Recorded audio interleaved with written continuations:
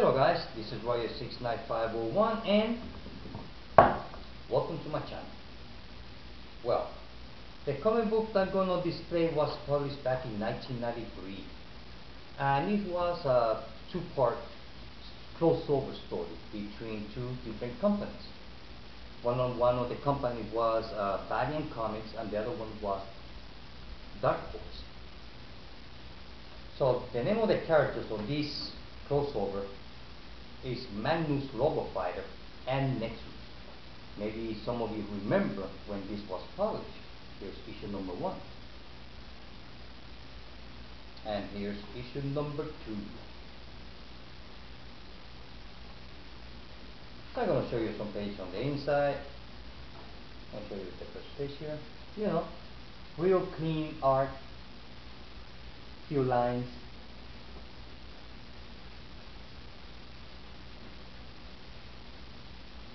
Real pretty nice art.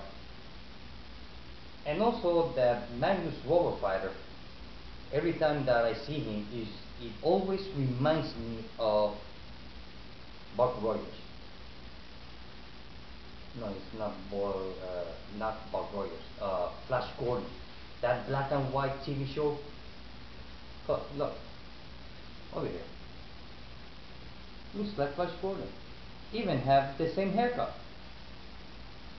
So since I have to choose one of the covers, I was thinking about choosing this one because of the colors. It looks real nice. But then I say, nah, I'm gonna choose issue number 1 because it displays the two main characters, which is Magnus Robofighter and Nexus. So I'm gonna put it here. There. Okay.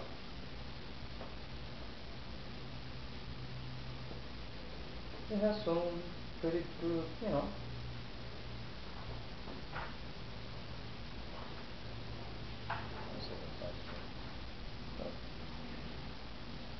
Look at that part there. Pretty nice, huh?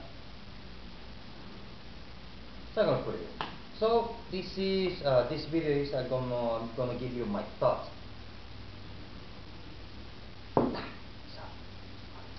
about the comic books, the ones I got left to read. It's been a lot of comic books. So here's Green Lantern's The New Guardian, issue 14, Batman 14, Daredevil 20, Birds of Prey 14, Red Lantern, Green Lantern Corps, Catwoman, Wonder Woman, and Saga. So, and also I just found out that I forgot last week. I had to check on my full list because now I remember about after issue 14. I didn't get it, so I'm gonna get it this week. Hopefully that I have it. I don't know if I have it written on my pull list or not. So if not, well then it's my fault. But if it is and then they said it for me, well they're gonna get it wrong. So I'm gonna start with issue number 7. Saga issue number 7. Well, my thought about this issue is kinda like a relaxed comic book. You know, it has some weird part like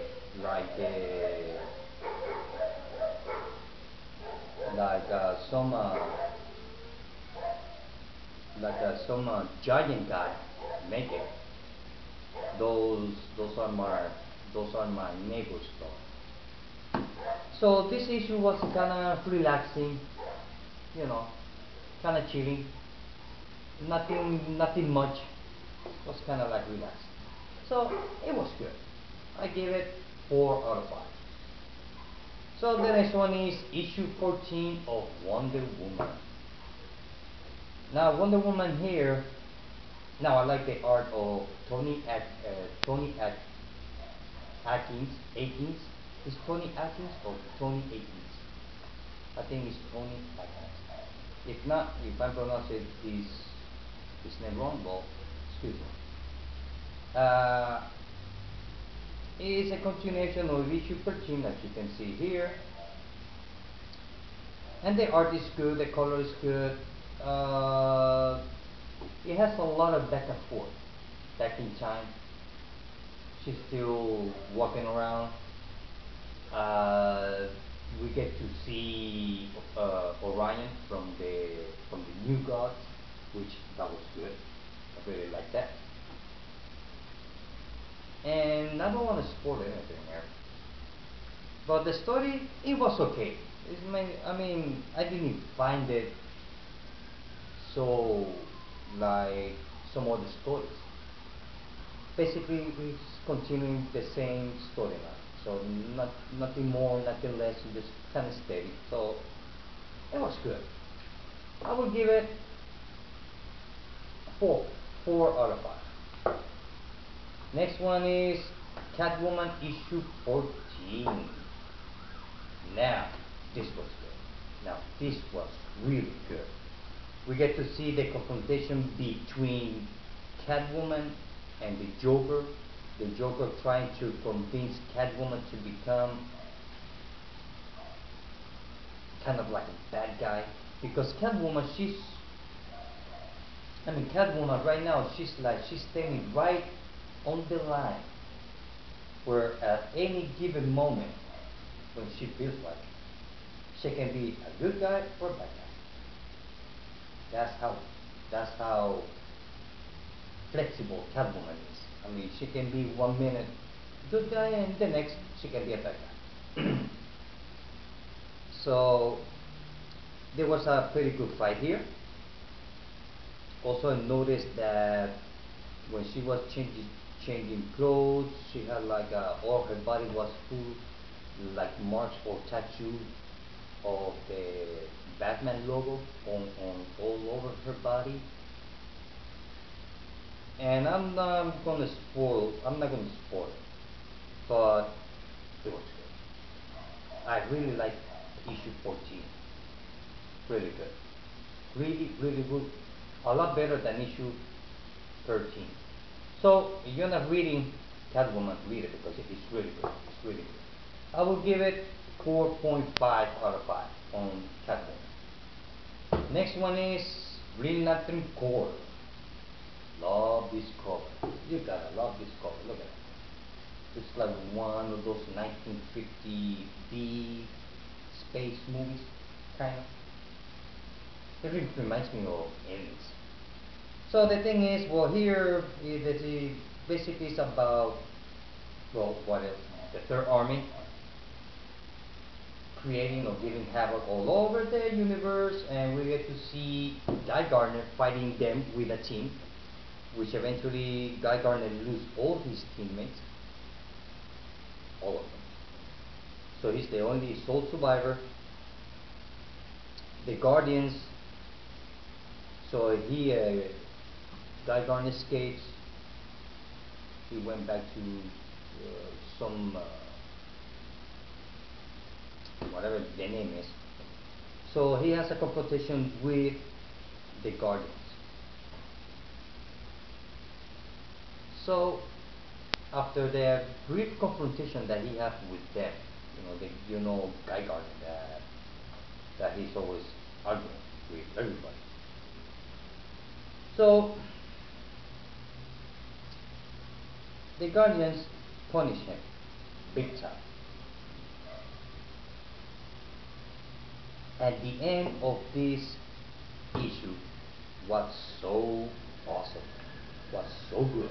I really like it. I really like the end of this issue. Really good. I'm not going to tell you too much, but it's basically the continuation of the Third Army. Nothing big happened on this issue. I mean, on the end. And also we get to see John Stewart and the pink, not pink, purple lantern, what's her name?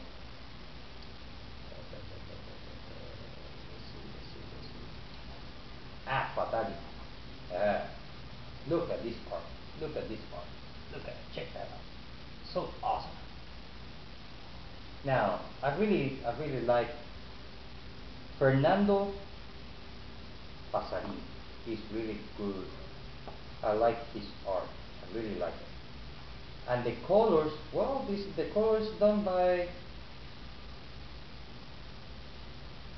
what to say here? The colors done by uh, Gabe Eltar. Is the name of the colorist. I really like his color. So, like I said, there's a big fight. Guy Gardner and his team against the Third Army. But like I said, he lost all his teammates, and then he went back to Earth. I mean, not directly back to Earth. He kind of picked up his father and sister, and he was sent back to the planet Oa, where he confronts the Guardians, like I said before. So he was punished big time, which I'm not gonna tell you what's the punishment that he has, because I'm not gonna spoil it for some of you that haven't read it yet. And it was real good. It was real good. So this is issue 14 of the Green Lantern Corps. So I'll give it 4.5 out of 5. Was real good. Next one is Red Lantern, which I haven't read yet. So I'm not gonna give you no review about this one. But I assume it's a continuation, the same storyline. Uh, Next one is Birds of Prey 14, in freefall against Condor. Well, here Katana loses her sword, her husband, chasing the person that took her from her. We get to see Canary using, I like Black Canary's power. When she starts screaming, I like that. And a big fight against Condor. They call him the man on the bird suit. Birdman. There's a lot of fight here, a lot of action. And this Condor, I mean, he can fight. I mean, he went toe to toe with Black Canary, and then eventually later on the what I call them, the ninjas, kind of, they all dressed like in red, so they kind of like team up all together. There's a big fight, as you can see here. Look at it. Look at that fight. Nice art too, though. So the art is done by Romano Morena, and the inks by Vicente Cifuentes, and the writer is Dwayne Sorsinski. Sorsinski. So back to the story. Finally, Katana, she gets her sword back.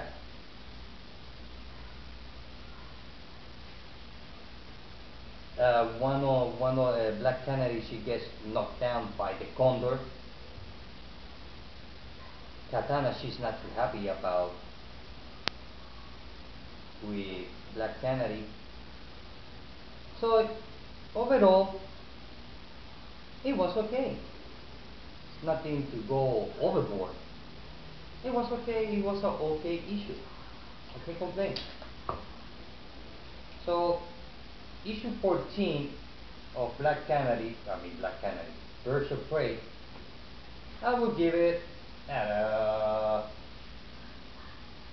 3.5 out of 5. Because it was It was really good. Not to the extent to go overboard, but it was okay. 3.5.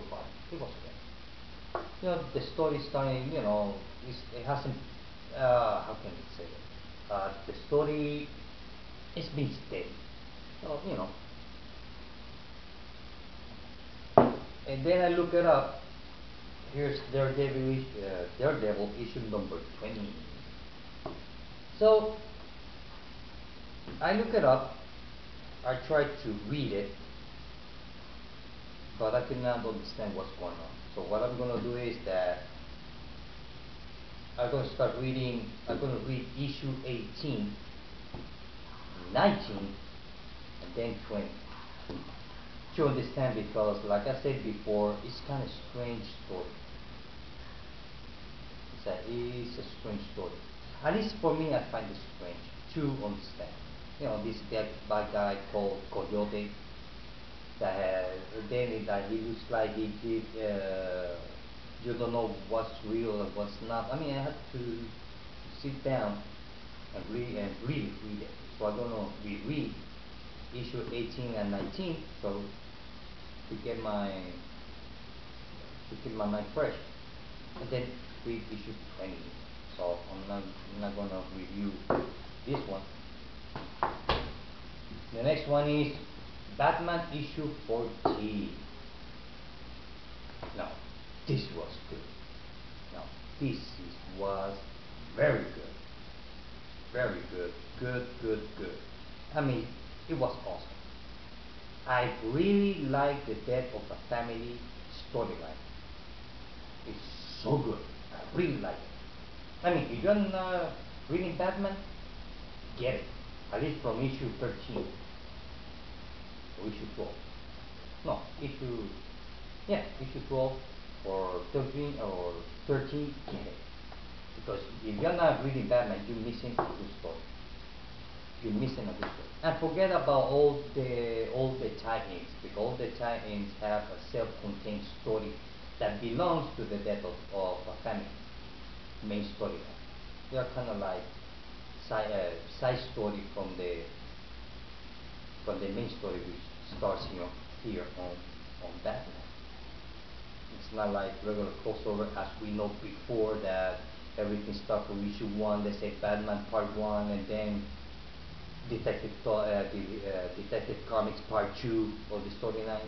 So instead to do it like that, they take the main story and divide it on the family of the Batman. You see the story, the consequences, and the struggle of all the main characters of the Batman family. So you don't need to get all the tie-ins to get the main story. You can always only get Batman, and that will be enough. I mean, I get all the rest of them because I read them, except for Nightwing and Batman. So this is done by Scott Snyder, Greg Capullo, and Jonathan Glapion. Glapion or Glapion? I think it's Glapion. Well, here the Joker is playing with Batman's mind so good. I mean, he's just so good. I mean, he's starting to, the story so far is starting to make me believe that he knows everybody's secret identities, at least from the Batman secret identity. I mean, he doesn't know it. I mean, this new Joker is awesome. Like I say, he's playing with Batman's mind so good, just so good. And Batman, he doesn't know where to go, what to do, where he's standing. I mean, he's just nuts. I mean, he doesn't know what to do, because the Joker in here is being so unpredictable, but smart at the same time. Not unpredictable craziness, because that kind of unpredictable craziness will crazy, can do whatever. But this one, he's unpredictable, but he thinks.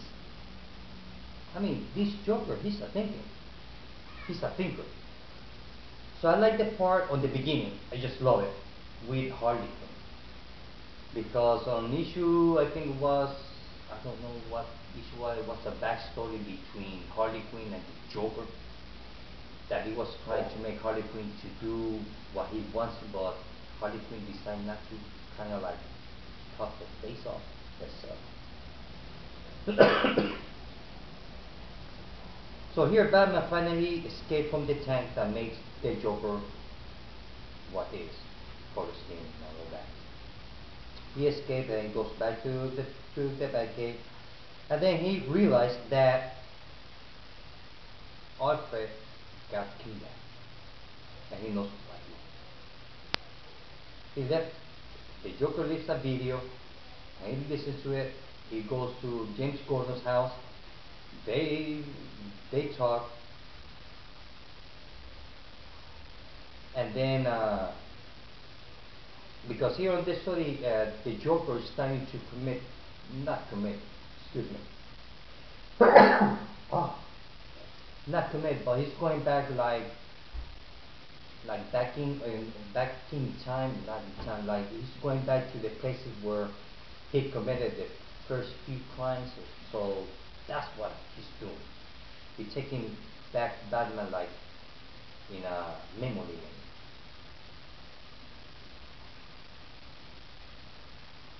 And James Gordon here, he looks like he's been hurt. Uh, I like I like the dialogue between Batman and Nightwing. I really like it. You can see a little bit of tension there. You can see that Batman is getting too desperate. He's trying to, I mean, Batman is trying to act like he got no feelings towards Alfred. Like he's trying to act like Alfred just a regular Gotham citizen and not his. Because Alfred is being for Bruce Wayne his second father. So, and I'm not gonna tell you more because I don't want to spoil. But the way and also the way that the Joker is being portrayed here is so good. I mean, he's a cold, calculate, he's manipulate, crazy, impulsive, unpredictable Joker. That's what it is. I mean, it reminds me the Joker of the TV show, of the cartoon. It reminds me of him. So here we got a backstory about the Joker with there's a bunch of people that killed on the church, which is with the Penguin. Looks like the Joker and the Penguin are getting together for something, some kind of big thing. So, like I said, if you're not reading Batman, Death of a Family, or at least you're not reading Batman, get it, get it, because you gonna like it. You are missing a good reading. And I give this issue 5 out of 5, which was so good. And the next one is meet the newest Yellow Lantern, Carl Reiner. Green Lantern, the new body. Issue number 14. This is done by Tony Bedard and Gray Besant y Emicor Tina. Like the cover. Well, the thing is about meet the newest Yellow Lantern, Carl Reiner. Well, yes and no. It's not what I thought it would happen, that they're going to change the color of the power of his ring from green to yellow. Kind. The art, well, in some cases the art looks nice, but the close-up for the he do on Carl Reiner doesn't look right. To me, doesn't look right. And and here's Carl Reiner talking to the Lantern of Love, and then the Guardians are talking to him, and then we get to see Starfire, that she went back to her planet, that she argued with her mother, took out her power, and they give it back to her again. So it was kind of like a strange issue. I found it a strange issue. A lot of, I don't know, it's kind of like a lot of jumping around. You know, it was okay. The Look at the page. The colors are nice though. So, and then we see the Yellow Lantern fighting Green Lantern called Reiner. And the thing is about this Yellow Lantern is that, if I'm not mistaken, uh,